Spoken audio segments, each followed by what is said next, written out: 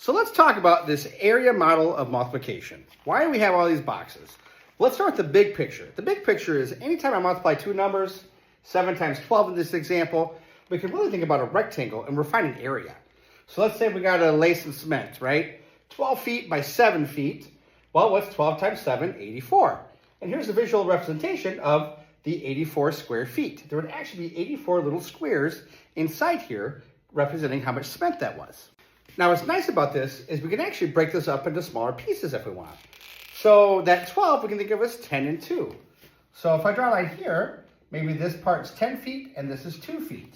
So now I can do 10 times 7 and 2 times 7 to break it up a little differently.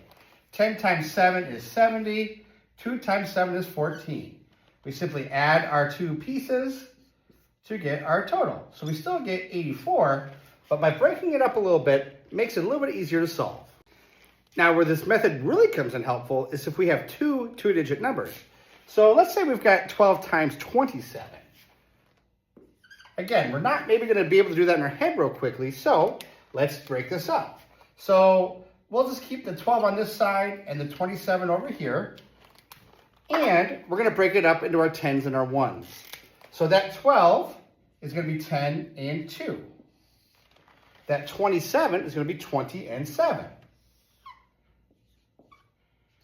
Now, later in the year, we'll even talk about mapping out our classroom. Maybe map out your bedroom. Maybe you're building a garage, and we want this area for where we park and this area for where we, work on stuff.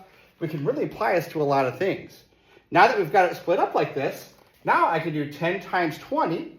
Well, 1 times 2 is just 2. Place my 2 zeros. 20 times 2.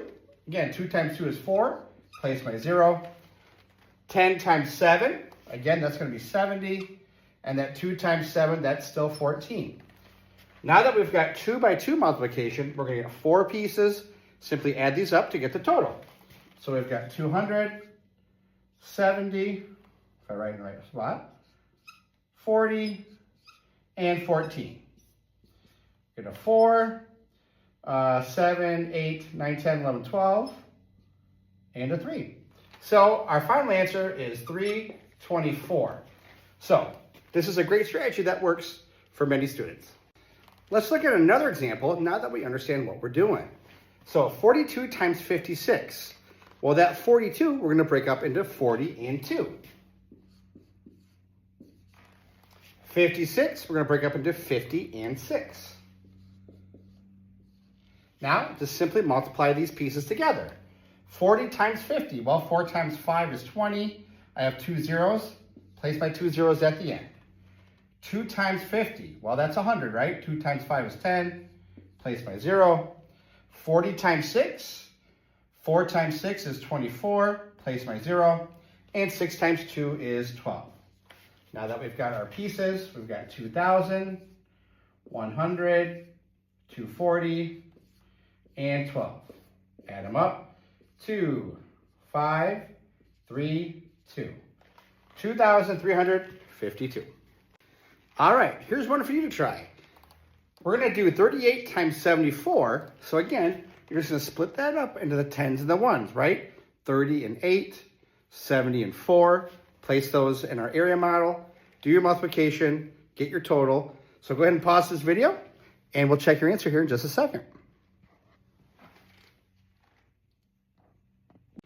All right, did you set it up with 30 and 8, 70 and 4? If you did, you're on the right track. And it doesn't matter if you put the 74 up top. As long as you break it up, you're good. All right, let's go ahead and solve this baby. So 7 times 3 is 21. I have 2 zeros, so place my 2 zeros.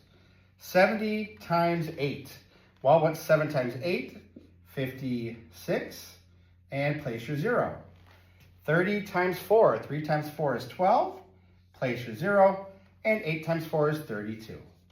So we just add up our pieces.